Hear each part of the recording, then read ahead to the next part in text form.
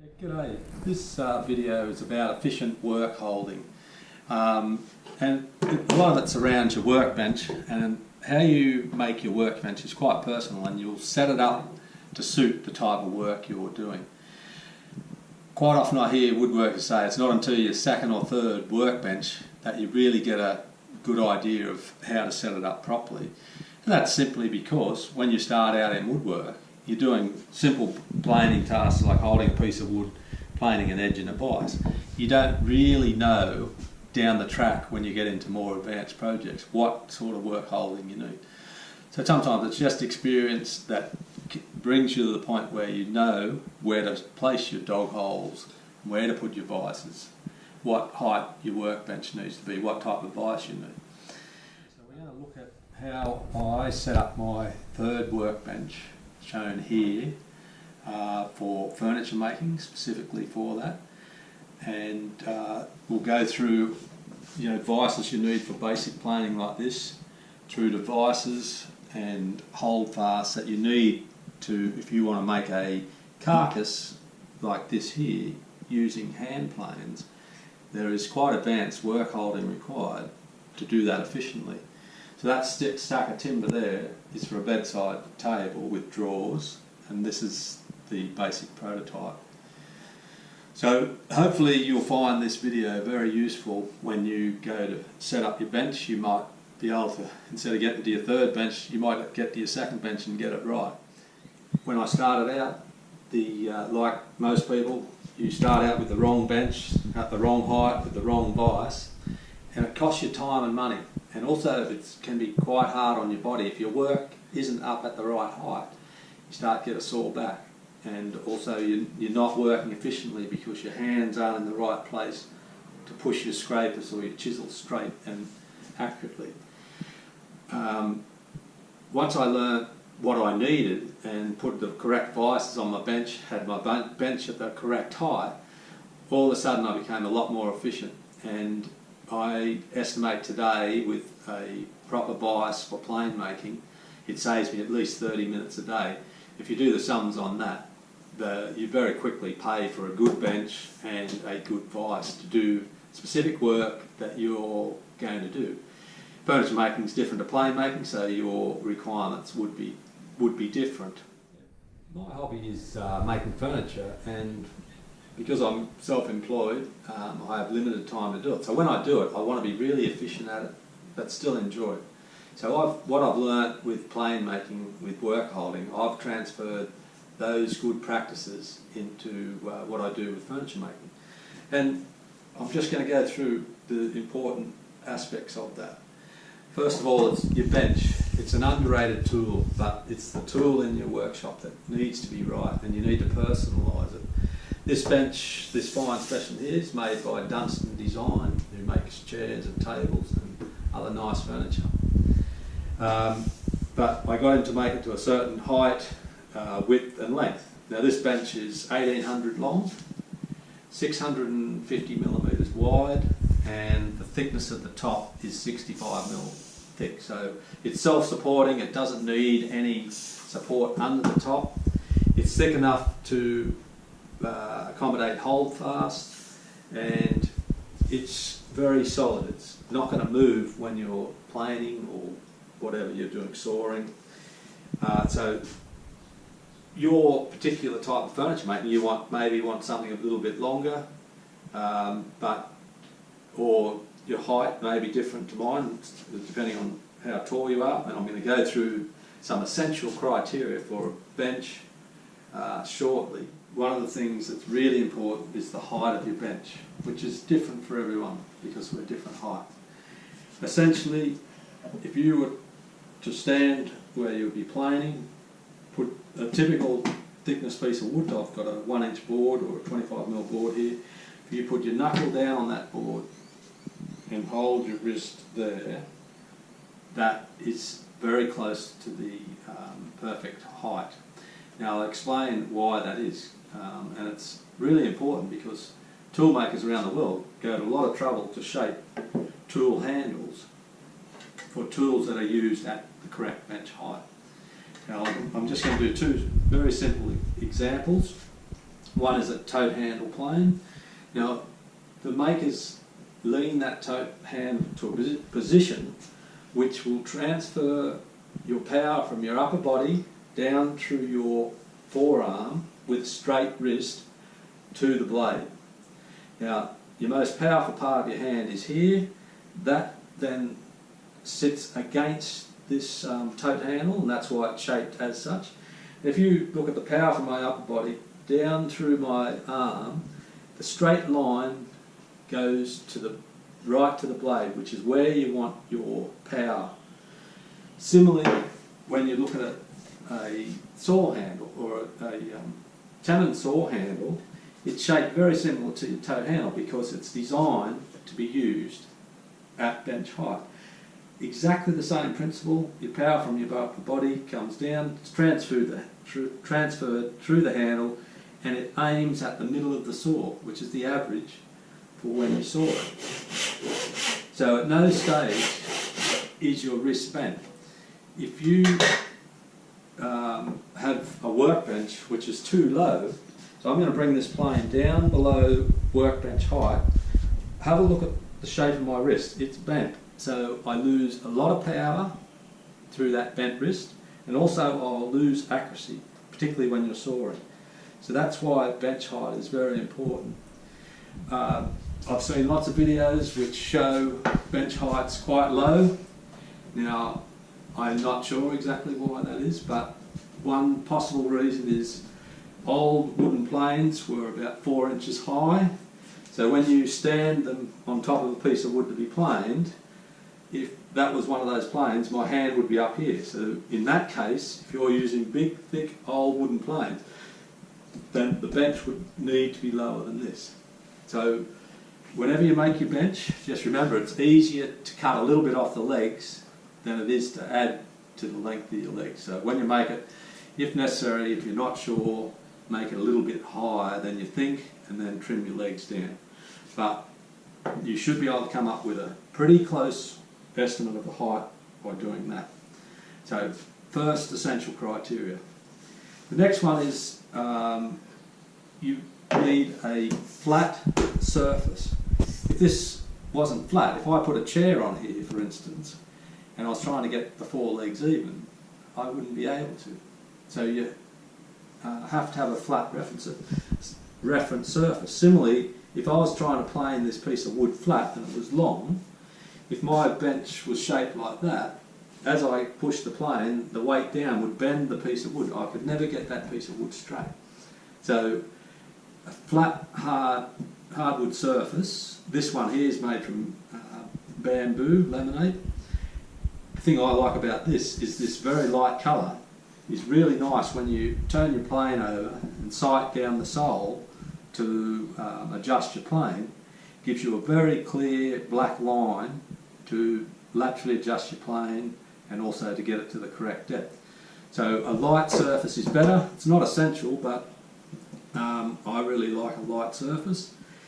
The side of your bench needs to be perfectly square to the top and the underside. That's important, so when you go to mount your vices, the vise, if it doesn't have a back jaw, it will pull up squarely to the edge of your bench. And use the side of the bench as the jaw. I like the leg there as well. It gives additional support for holding things. So that's the way I like to do it. It's not essential again, but you'll find it very useful. The next thing is if you only doing really basic woodwork to start with, and you start off with a front vise and you don't have a tail vise, a simple planing stock like this can be very useful. So you put your piece of wood, take this one out of the, right, you can actually plane that piece of wood flat by just planing it there. Very simple method, and I used this for a long time. Then I moved on to tail vise because I wanted to do joinery with planes. One thing I learnt from a cabinet maker, I used to have a quick release vise, so I'd pull it out and put my wide board in there and hold it there, and I used to have another vise down the other end, and I would try to plane that board flat. The cabinet maker said to me, Terry, you can't get that board flat because in the middle here it's unsupported. So after that day, that guy pulled me up on it. He was a trained cabinet maker. I no longer put wide boards in there. The only time I used my front vise for boards was if I wanted to plane the edge square. So that's when I started using planing stops. So a very important tool if you've only got a front vise. Now, if you want to get into advanced work holding and you've got a plane across the grain, this is where a planing stop is inadequate. If you've got a proper tail vise, this one here we manufacture ourselves, I can hold that piece of wood by planing that, for planing that way and planing across. So it's held securely in every direction. Really important.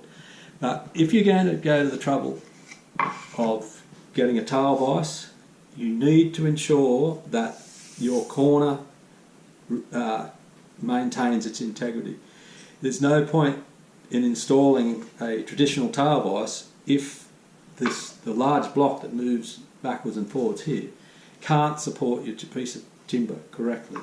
It has to be level with your bench top. That's why we like this design. It's fitted into your bench top and it's not separate from your bench top. So your tail vise is really important, and as we'll show a little bit later on, it becomes essential for certain types of advanced woodwork. Which I want to talk about now is the layout of your bench dogs for holding your work in your tail vise, or the use of holdfast is probably the most difficult to get right, without a doubt. This is what I've come up with, which helps me with efficient work holding for the furniture making I do. So if you're going to go the tail vise way, you can get tail vices that move 100 millimetres, in which case you've got to space your dog holes at just under 100 millimetres so you can cover holding any length of wood. If you buy a longer tail vise, 150 millimetres, then you can space your dogs at just under 150 millimetres, or 6 inches on the old scale. So that's important, but the position that you put your dogs from the edge of the bench is quite difficult to get right. Now, through my experience, I like 75 millimetres. It's not too far in, but it also gives you space here if you want to lay your plane on the side for use with a shooting board. You've got a nice running board along here. So I've found that the best compromise. Okay, if you go too far in, then you're leaning over to do your work.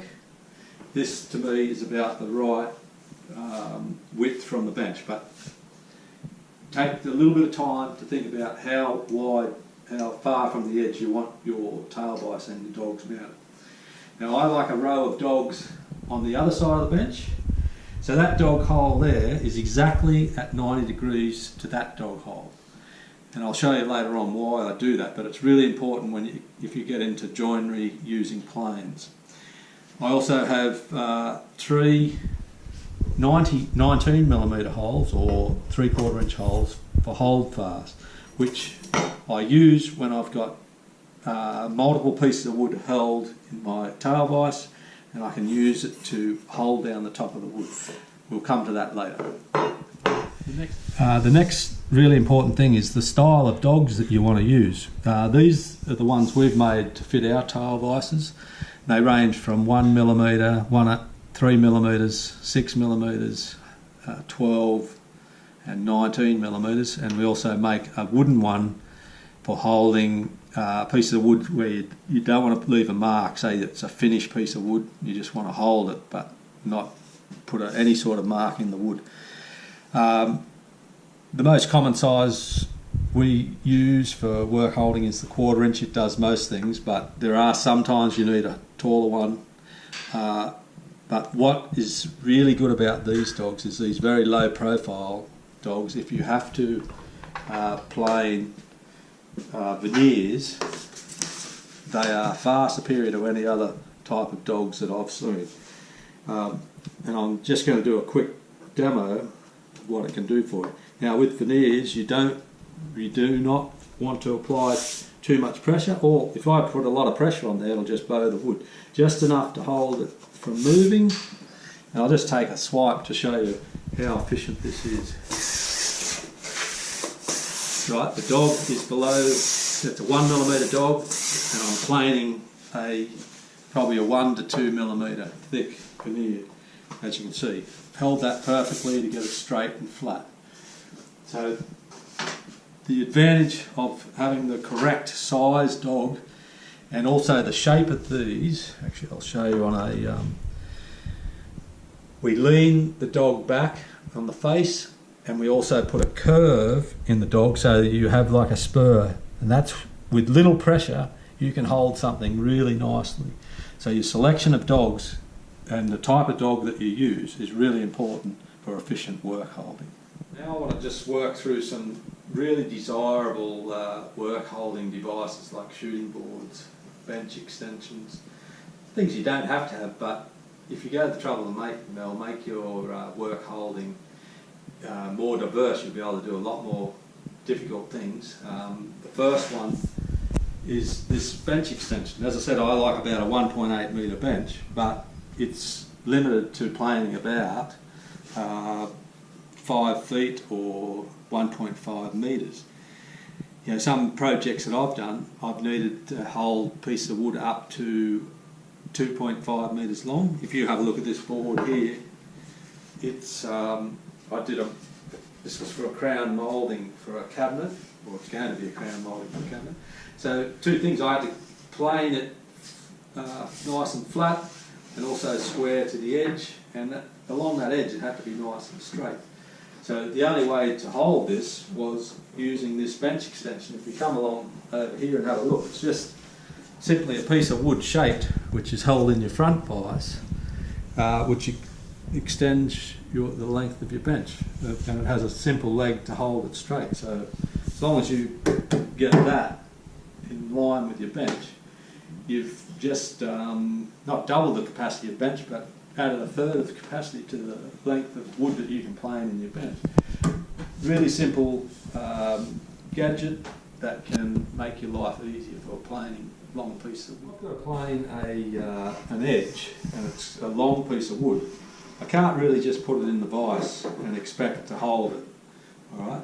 But in conjunction with a front vise here and a simple hold fast in the leg of my bench with a simple piece of wood, and that height of that is the same height that it sits in the front vise. So I can very easily put that in, give that a light tap, do my front vise up. Now I've got a very solid way of planing a nice edge, and it's supported all the way through.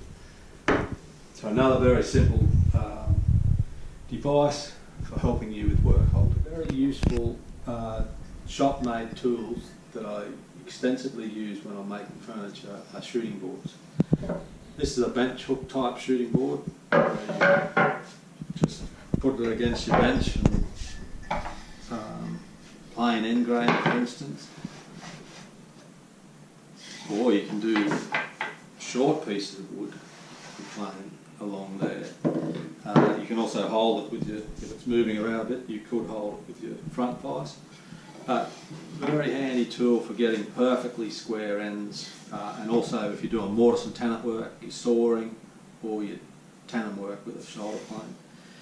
Very useful tool, and highly recommend a short shooting board. The next one is, I call it just a medium shooting board, but it's used in conjunction with your Tileboss. It has two brass dogs on the underside, which line up with your dogs on your bench. So you just line them up, and that board sits flat. This is a piece of form ply for concrete work, but whatever machine makes it it's bloody straight and flat. So that front edge must be perfectly straight along its length for this to work, and it needs to be parallel, which form ply is. Now you can use it for quite a few different things. Part of this bedside table that I'm making, I've got to join these 4 pieces of wood together to form the top. So very simply I put each one in. Now the little short dog which fits in the shooting board, and I bring my tail dog up there. Now if I have a little bit of overhang here, right, when I lay my plane on its side, I can plane the edge of that perfectly square and perfectly straight in its length. When that part of the plane hits the edge of the shooting board, it stops cutting, and that edge there will be perfectly square that way and perfectly straight that way. And you put your next one on and the next one, and very quickly you've formed a complete top for your cabinet. You can do up to about 1.2 metres with this board. You can see this longer one here. I don't use it all that often, but if I've got to join long pieces of wood together, I certainly do use it, and it's used in conjunction with the bench extension that I showed you before. I can join up to 2.5 metre long pieces of wood using that long shooting board, which has the same principle as this. Another very good use for this short shooting board is if you've got a plain veneers, like the edge of veneer I'm talking about. So I showed you how to do the top just on your normal Tileboss setup. But if you want to join veneers perfectly, this is a great tool for doing it. Now this is 1 to 2 mil thick veneer, but you could probably do right down to the thinnest veneer. Say you wanted to join the pieces together, you could probably put 3 or 4 layers in there. Take a thicker piece of wood to go on the top, and using a holdfast, remember I said I strategically placed these, you could hold that down, so you're not really, in this case you're not really using your Tileboss, you're using your holdfast to hold your very thin pieces of veneer down, and then you shoot the edge, so you get the perfect joints for veneering. So this board has quite a few uses, and yeah, I wouldn't be without this medium-sized shooting board for making furniture. It's very, very efficient at joining pieces of wood together to make tops and for your veneering work. And as I said, if you need longer pieces, then your longer shooting board becomes really important. And you may not need a long one, or you may not need a medium one. Once again, you've got to think about the type of work that you're doing to customise your work holding aids, if you want to call it that. Yeah, part of the efficiency of work holding comes down to your planning. Now, if you just have a look at the components here, I've got drawer fronts, I've got part of the carcass there, part of the carcass there, the 4 posts for the carcass, drawer sides and backs. I've got the top, skirting board, sides to the cabinet. And as you can see, lots of them are the same length and size. So if you have to plane, for instance, and this depends on whether you want to plane all your inside components, it's up to you. I generally do. These parts of the carcass, if you have to plane a side after where it's been machined, you just want to take the machine marks off. One pass there, you can quickly rotate it in the job, plane, rotate, plane. Right. And same for all these other components. They're all the same length. So when you're working your Tileboss, rather than go from this length to another length and then back to the shorter length, batch these sizes up, which a lot of people probably already do, but it's it can speed up the process quite significantly. Same if you're using a short shooting board to plane the ends. You have them all sitting here, ready, playing. Get that one done, do that, and then go through the whole lot all at once. Can save you significant time. The drawers that we're making for this, this is an old drawer we take to the show all the time, so it's a bit knocked around, but you may be able to see the joint here, which is formed with moving fillister and a dado plane. Quite a simple joint, but very neat and very, very strong. This box gets knocked around. So yeah, that joint requires me to hold things in the vise here. So while I've got the vise set at that width, I'll go through and do all the drawer fronts. And then you'll get your drawer sides, and same thing, you might have to do a joint there, or it could be uphill with your tail vise. So just try to keep everything in batches and move through the job in a logical sequence. This is getting into the more advanced side of work holding that I was talking about before, where I'm going to use planes to do joints like this. See this dovetail joint there? The female part was done using a dado plane and a side rebate. The male part was done by using a moving fillister and a side rebate, which has the dovetailing fence. So I can produce that joint all around the carcass on all the different levels by ganging up. So this part here, the female, is a gang of 8 pieces of wood, which I'll show you a bit more about in a second. I'm not actually going to do the joint, but I'm going to show you the work holding side of it. This part here, which is basically the drawer runner and has the male part of the dovetail, that's these 8 pieces here. Alright, so, and these are the 4 posts which hold the different levels of the carcass together for the drawers. And as you can see, I've lined these pieces up, and if you can imagine a dado plane, it takes the trench out set to a certain depth. Then this side rebate with the dovetailing fence can then dovetail one side of it, and that then holds each one of these levels using that joint there into the post of the bedside table. So to do these sort of things, this is where your tail vise comes into it in conjunction with a hold fast. So to do the female part of it, female part of the dovetail, which is that part here, what I do is I get a straight piece of wood, and remembering what I said early on, these 2 dog holes are at 90 degrees to the bench. So if I push, this is a scrap piece of wood, so if I push all my 8 pieces hard up against that, put a straight edge along here, make sure they're all level, essentially those pieces of wood are in the correct position to plane straight. I'll then tighten my hole, the tail vise up. Now you've got to make sure that's nice and level. If it's not, you would, these pieces of wood have been through the thicknesser. But if they're not perfect, I'll then just run a hand plane over that to just get it right, so they're all even.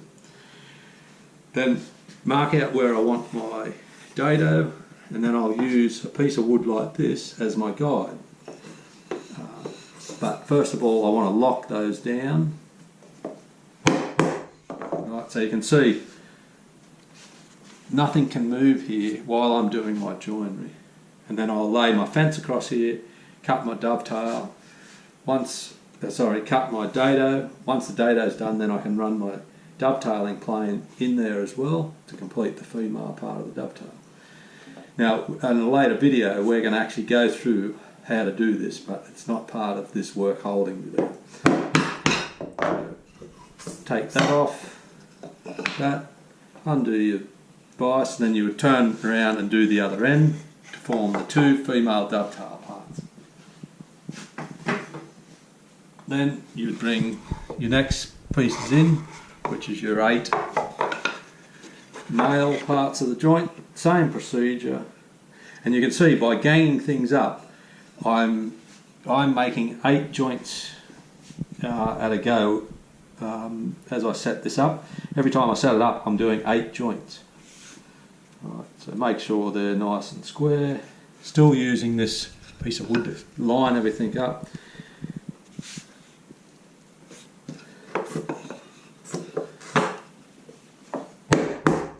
Right, for the male part, this is where it's actually a bit simpler. I simply set up my moving fillets to take a rebate down.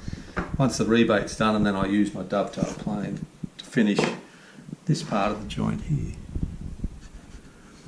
Right, and they're all very simple measurements, and we'll go through that in another video of actually doing the joinery.